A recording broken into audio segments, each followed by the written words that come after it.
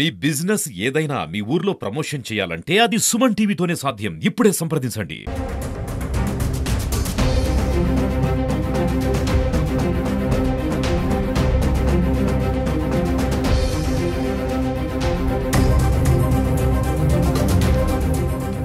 గత ప్రభుత్వంలో ప్రభుత్వ భూములు ఎక్కువ కబ్జా అయ్యాయని చెప్పి ఇప్పుడున్న ప్రభుత్వం కంప్లైంట్స్ ఎక్కువ రావడంతో అధికారులకు ప్రభుత్వము ఆదేశాలు ఇచ్చింది. ఇప్పుడు మన బద్వేల్ డివిజన్ ఆర్డీఓ దగ్గర ఉన్నాము. అసలు బద్వేల్ డివిజన్లో ఎటువంటి ఆక్రమణలు జరిగాయి ప్రభుత్వ భూములపైన ఆయన అడిగి మరిన్ని విషయాలు తెలుసుకుందాం. సార్, మన బద్వేల్ పరిధిలో ప్రభుత్వ భూములు ఎక్కడెక్కడ కబ్జా అయ్యాయి, మీరు ఎటువంటి చర్యలు తీసుకుంటున్నారు? బద్వేల్ రెవెన్యూ డివిజన్లో ఇక్కడ నేను ఛార్జ్ తీసుకున్న తర్వాత మాకు ముందుగా మున్నెల్లి విలేజ్లో భూములు ఆక్రమణ జరిగినట్టు కొంతమంది వ్యక్తులు 15 ఎకరాలు 17 ఎకరాలు ఇలాగా వాళ్ళ ఆధీనంలో పెట్టుకున్నట్టు అక్రమంగా తెలిసింది. సో దాన్ని మేము వెరిఫై చేసి వాటి మీద మనం యాక్షన్ తీసుకోవడం జరుగుతుంది. సో అదేవిధంగా ఆ విలేజ్ ఎంటైర్ మున్నెల్లి విలేజ్ మనం మొత్తం వెరిఫికేషన్ చేసి దాదాపు 362 ఎకరాలు అక్కడ ఆక్రమణ గురైనట్టు తేల్చడం జరిగింది. సో అలాగే ఇటీవల శంకవరం గ్రామంలో కూడా దాదాపు 94 ఎకరాలు ఆక్రమణ గురైనట్టు తెలిసింది.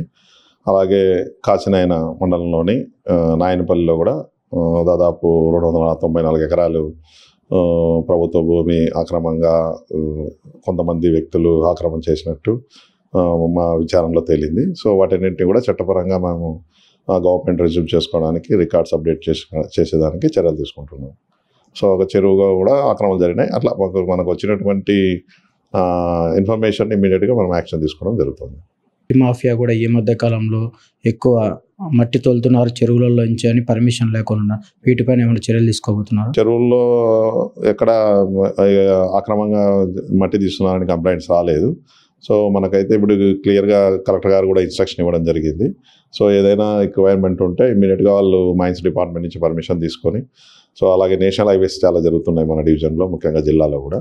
సో మట్టి ఎక్కడైనా అవసరం ఉంటే ఇమ్మీడియట్గా మనము తహసీల్దార్ నుంచి ఆర్డీఓ నుంచి దానికి ఎన్ఓసి ఇవ్వడము, ఇవన్నీ డిలే చేయకుండా సో వాళ్ళకి లీగల్గా పర్మిషన్ ఇచ్చి లీగల్గా తీసుకోమని చెప్తున్నారు. కానీ అక్రమంగా ఏదైనా ఇట్లా మట్టి వెతితే వాటి మీద చర్య తీసుకోమని చెప్పడం జరిగింది. సో మాకు ఎక్కడైనా కూడా ఈ విధంగా అక్రమంగా మట్టి ఎత్తున్నా తెలిస్తే దాని డెఫినెట్గా మనం చర్య తీసుకోవడం జరుగుతుంది. దాని మీద కూటమి ప్రభుత్వం వచ్చిన తర్వాత రెవెన్యూ సదస్సులను పెట్టి కార్యక్రమం స్టార్ట్ చేసింది. ఈ కార్యక్రమం ఎలా సాగుతుంది సార్? జనవరి 8కే కంప్లీట్ కావడం జరిగింది. మన బద్వేల్ డివిజన్లో 3780 అర్జీలు రావడం జరిగింది.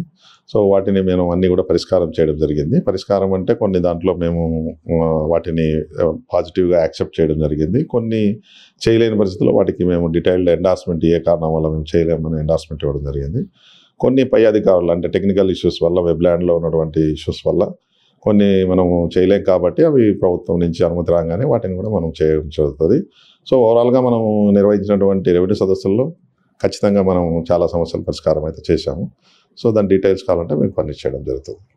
ప్రభుత్వ భూమిని ఎంతటి వారైనా కబ్జా చేస్తే వాళ్ళని వదిలిపెట్టము. మేము ఇప్పటికే ప్రభుత్వ ఆదేశాల మేరకు ఎక్కడెక్కడ బద్వేల్ డివిజన్ పరిధిలో ఉన్న భూ కబ్జాలు చేసిన వారిని ప్రతి ఒక్క లిస్టు తీసి వారిపైన చర్యలు తీసుకుంటాము. రెవెన్యూ సదస్సులు కూడా సక్సెస్ఫుల్గా గ్రామాలలో సర్వే చేసి తగిన న్యాయం కూడా చేస్తున్నామని చెప్పి బద్వేల్ ఆర్డీఓ గారు చెప్తున్నారు. వీడియో జర్నలిస్ట్ సాగర్తో నాగమోహన్ రెడ్డి, సుమన్ టీవీ, బద్వేల్.